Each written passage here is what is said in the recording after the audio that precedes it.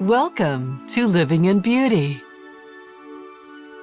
It's Thursday, January 18th, 2024, day 2740 on the road, and we're on the Gulf Coast of Alabama. Every year of Living in Beauty is memorable and different. Some years are spectacular and adventurous from start to finish. Other years are simply focused on relaxing, color and scenery, or romance and celebration. Spring, summer, and autumn 23 on the Civil Rights Trail with side trips through the Great Smoky Mountains and the Blue Ridge was definitely our happiest year on the road. I understand if you think I misspoke. How can 9 months of immersion into the story of a people's bloody struggle to restore and maintain their lives, dignity, faith, and patriotism be a happy thing? Honestly, we're still trying to figure that out. Living in the present is our usual style. Only seldom do we go to museums.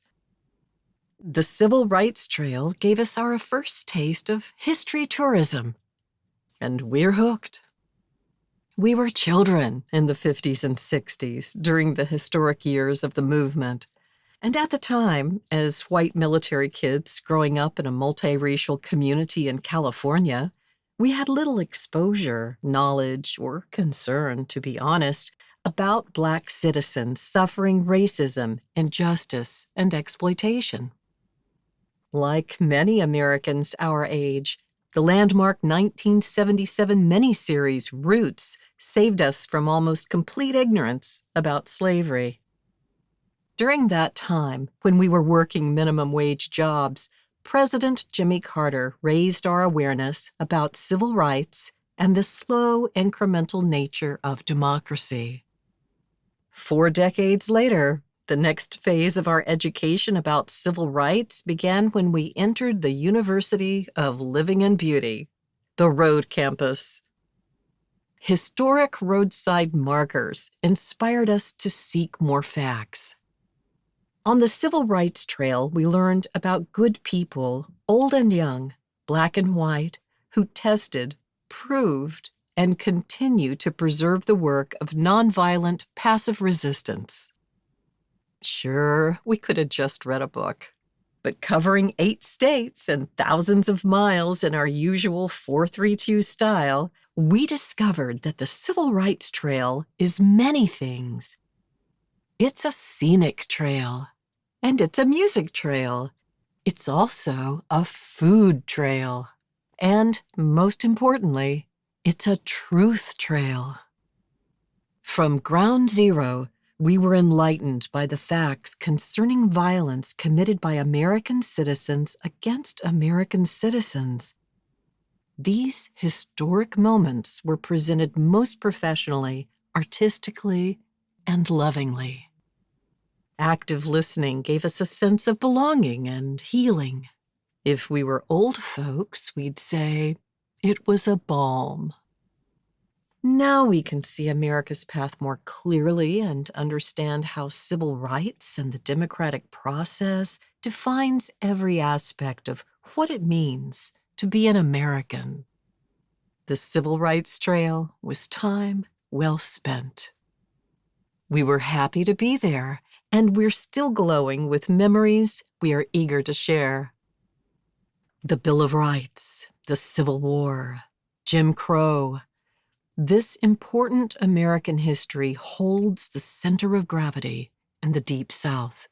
Yet, no museum, historical film, or classic Southern novel can fully capture the atmosphere of this region, where the elderly are still seen and loved, where the front porch is not mere ornamentation, but an institution of storytelling, music, and homemade ice cream. The charm of the South is no myth. Even if a town's population peaks at 20, the hair salon will still find a way. Formal wear window displays adorn every corner of downtown. Honey, if you have a mind to wear a ball gown to the office, you will receive nothing but compliments, and anyone rude enough to ask what's the occasion will be bustled into the copy room for a discreet talking to. Dr. Martin Luther King Jr., in his letter from a Birmingham jail, called this region his beloved Southland, because anyone who's familiar with the Deep South knows there's so much here to love. I'm always crushing on that wink and a smile Southern humor, drier than a Walmart on a Sunday morning. And I adore the shameless dusk, when gardenia perfume belly dances on the swamp's sultry breath, while the old oaks sway their gray beards, and the moon rises over the bayou as if Earth is having an out-of-body experience. Then the fireflies, those warriors of reality, scrimmage from the deep recesses of the woods to slay every scrap of good sense your mama gave you. In the South, there's magic in the air. In fact, the moment Jim and I cross the Mississippi River, we experience a physical metamorphosis. First, our skin softens. It's the moisture. That Gulf Stream hydration is like a free 24-hour facial. Second, our speech changes. We say things like, "I reckon they're over yonder fixin' to have supper." Third, we sprout a set of good manners. It's all please and thank you, and yes ma'am and no sir. Then we shift into slow-mo.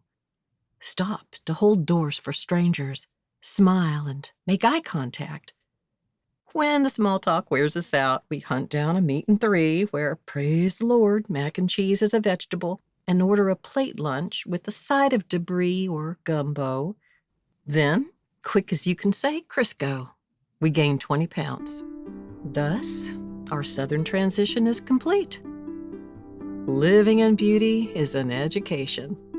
Jim and I relish the opportunity to see places we've never been, sample the regional cuisine, toast with the local hooch, and dig on the vibe, the views, the architecture, and then come here and blab about it. The Civil Rights Trail delivered all those consumer experiences and more, even as we stood in awe before the undeniable truth of America's original sin. The promise of a more perfect union called us to the Civil Rights Trail to be listeners, students of destiny, to tool up from an abundance of love and to join America's collective and ongoing journey toward human rights for all. Join us in this upcoming series as we share our beautiful once-in-a-lifetime adventure on the Civil Rights Trail. Thank you for joining us at Living in Beauty. If you like this post and want to be notified when a new one is released, please enter your email address and click the follow button at the bottom of this page. For more info, check out our travel maps and facts. Okay, that's it for now. Safe and happy travels. Until next time.